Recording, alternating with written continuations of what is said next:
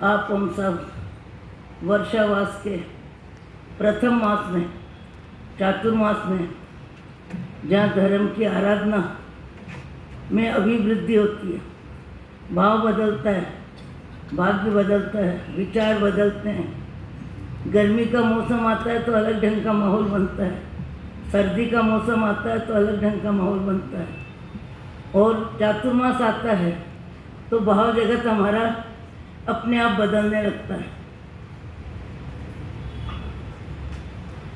आज आप जिस संदर्भ में सुन रहे हैं, एक तो मैं ये जानकारी दिए बिना नहीं रह सकती। हमारे शशि प्रसाद सिद्धि महाराज, जिनके देहांत को 1 महीना 4 दिन हो गए, 26 तारीख को उनका देहांत हुआ। 26 तारीख को वो गए, जीवन बदल गया, केवल संस्मरण रह गया, केवल कागज में फोटो रह गया। उनकी साधना, उनकी आराधना, उनका स्वाध्याय, उनका त्याग, उनका तप, उनका जप जरूर उनको ऊंची में ऊंची, अच्छी में अच्छी व्यवस्था देने में सहयोगी बना होगा, इसमें कहीं दो मत नहीं। आपका हमारा जीवन ही हमें आगे ले जाएगा। परिवार कितना भी हो, पैसा कितना भी हो, परिग्रह कितना भी हो, सुंदरता कितनी भी हो, शिक्षा कितनी भी हो, आपको मानने वाले, जानने वाले कितने भी हो, किसी से कोई फर्क नहीं पड़ेगा। सारा फर्क पड़ेगा आपके भाव जगत से, कि आपका भाव जगत बाह्य जगत में कितना उलझा है, बाह्य जगत में राग द्वेष कितना कर रहा है, परिग्रह संग्रह में मन कितना राजी होता है, अपना रंग रूप देख के मन कितना खुश होता है, अपने नाम की महिमा सुन के आदमी में क्या बनती है। जबकि आपके हमारे सबके महामानव महापुरुष जितने भी हो गए, सबने शिक्षा हमको कुछ और ही दी है। उन्होंने न परिग्रह की महिमा की, न नाम की महिमा की, न प्रसिद्धि की महिमा की। उन्होंने अपने जीवन में गुणों का विकास, गुणों का विकास, गुणों का विकास करते गए। आज व्याख्यान में जहाँ तक मेरा अनुमान है, मुझे बताया भी था, संदर्भ क्षमा गुण का है। कर गुरु मुनि क्षमा गुण के अनेक उदाहरण है। मैतार्य मुनि का उदाहरण है, क्रोन पक्षी चावल के सोने के जगले चुपके गया। उदाहरण है कड़वा तुंबा, किस मन से, किस क्षमता से शरीर के आसक्ति छोड़ के किसने हार किया चींटियों की जान बचाने के लिए। धर्म रुचि अड़गा। क्षमा गुण की सबसे बड़ी पहचान हमारे देवादिदेव 24 तीर्थंकर भगवान महावीर स्वामी सिद्धार्थ महाराजा के बेटे और नंदीवर्धन भाई के लघु भाई अंत समय में मोक्ष जाने से पहले कभी सत्ता के मद में, कभी संपत्ति के मद में, कभी अहंकार के मद में, कब किस निमित्त को लेके कितने कर्म बंधन हुए, कैसे कर्म बंधन हुए। भगवान बनने वाले भी नरक में गए, तिर्यंच गति में गए। कर्म किसी को छोड़ता नहीं है। भगवान महावीर ने 12.5 वर्ष लगातार अखंड समता का परिचय दिया, अखंड परिचय दिया, समता का परिचय दिया। किसी ने कैसा भी व्यवहार किया, ताड़ना, तर्जना, मार पीट, सब कर्मों का भुगतान भगवान ने जान लिया कि ये मेरे बांधे हुए कर्म का भुगतान है, और मोक्ष जाने से पहले सब जीवों को कर्म का भुगतान करना ही पड़ता है। कर्मों का भुगतान किया, और कितना किया, किस समता से किया। सुदर्शन सेठ कितनी बार सुना है उदाहरण, कैसे राजा ने शहर में घुमाया और कैसे पूरे निर्दोष व्यक्ति को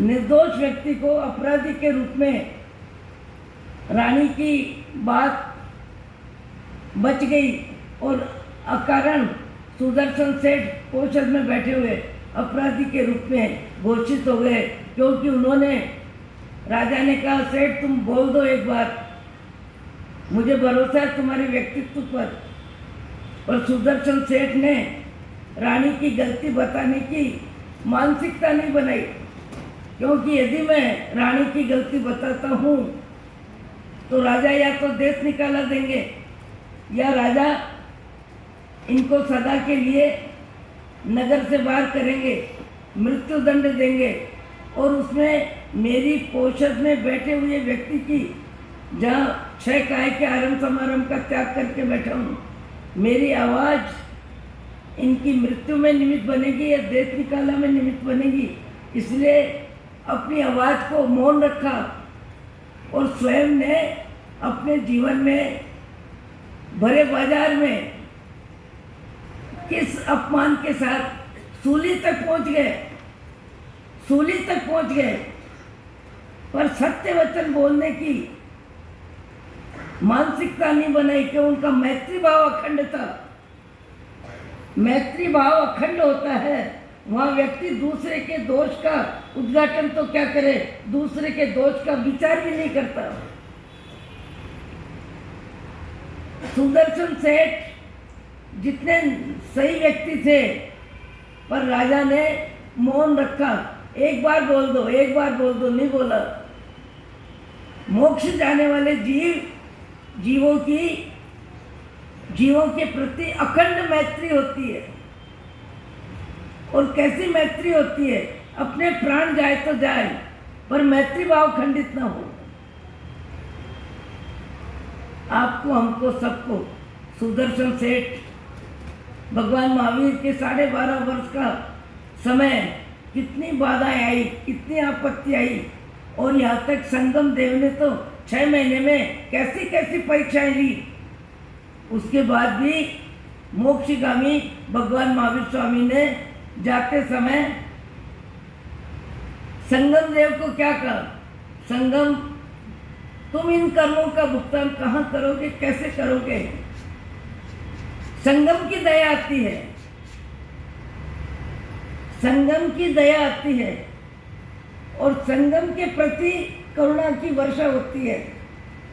पर मेरे को तुमने तकलीफ दी, इसका अंश में भी विचार नहीं है।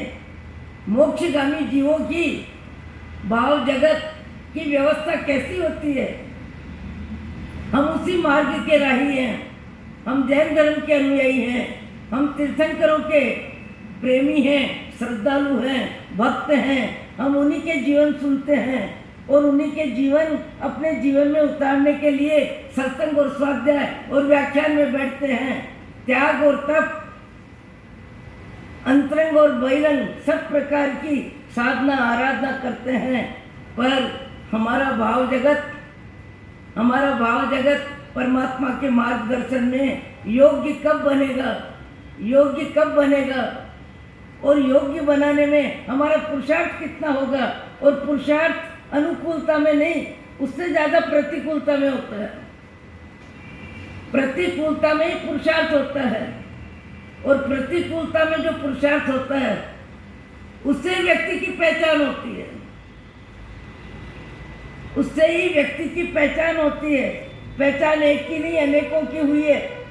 जम्बू जी, शालीभद्र जी, धन्ना जी एक नहीं, जैन धर्म में अनेक ऐसे महामानव हो गए जिनका जीवन एक बार भी ध्यान से पढ़े, सुने, विचार करें, चिंतन करें तो हमारी विचारधारा में थोड़ा बहुत परिवर्तन आए बिना रहेगी। और अपने जीवन को समझने के लिए कहीं पाठशाला में जाने की जरूरत नहीं है। घर में, परिवार में, पड़ोस में, कर्मचारी में, रिश्तेदार में, किसके साथ समाज में कार्यकर्ता के रूप में कब हमारा मन मुटाव किस निमित्त को लेके क्या होता है, कैसा होता है, और हमारे मन में विचार कैसे बदल जाते हैं और सामने वाले के प्रति हमारे भाव जगत में असत भावना आ जाती है। औपचारिक रूप से नमस्कार कर लेते हैं, सामने वाला भी करता है, आप भी करते हैं। इसका कारण क्या? किसी न किसी निमित्त को लेके हमारे अहम को चोट पड़ी, हमारे मान कषाय को थप्पड़ पड़ी। हमारा मान कषाय अपने आप को विशेष मानता है, हम कोई सामान्य नहीं है, हम पढ़े लिखे हैं, हम कमाने वाले हैं, हम हमारी ज़िंदगी में किसी अर्थ में आपसे कमज़ोर नहीं है, हम क्यों सुनेंगे। पर महामानव जितने हो गए उनका जीवन यदि आप और हम बार बार चिंतन करें, बार बार अध्ययन करें, बार बार मनन करें, तो मनुष्य भाव में आपका हमारा तिरंज गति से छुट्टी हो जाए। यहाँ जो सहना पड़े, जो समझना पड़े, जिस तरह रहना पड़े, कोई बड़ी बात नहीं है। तिरंज गति में तो लाखों वर्ष निकल जाएंगे। वहाँ अपमान और अभाव, यहाँ हमारा हमको थोड़ा भी अपमान सहन नहीं होता है, थोड़ा भी अपमान सहन नहीं होता है। और वहाँ सब्जी मार्केट में गाय जाती है, डंडा पड़ता है, उठ सवेरे एक एक रोटी के लिए घर घर घूमती है। जीव आपका मेरा जैसा ही है। अपने भाव जगत को इतना योग्य बनाओ, धन जाए कि धरती जाए, पद जाए कि पैसा जाए, शरीर में बीमारी आए कि जो भी परिस्थिति हो, उसमें समता का अभ्यास, क्षमा का अभ्यास, सहनशीलता का अभ्यास हमें जितना ज़्यादा करेंगे उसका लाभ हमारी आत्मा को दुर्गति के द्वार से बचेंगे। ओम शांति, ओम शांति, ओम शांति। पचक खांड